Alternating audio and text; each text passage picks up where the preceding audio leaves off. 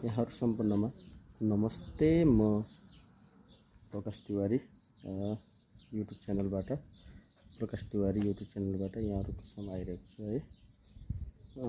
म चाहिँ गाइस क्रोसियामा छु। युरोप हो, सेन्ट्रल कन्ट्री हो।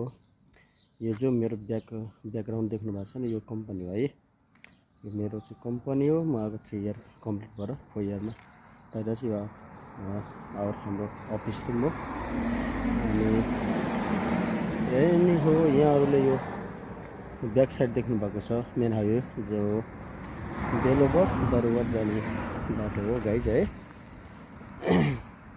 त्यही हो। अनि एउटा जो घर देख्नु भएको छ है, एउटा रातो चाहिँ त्यो चिप्स कम्पनी।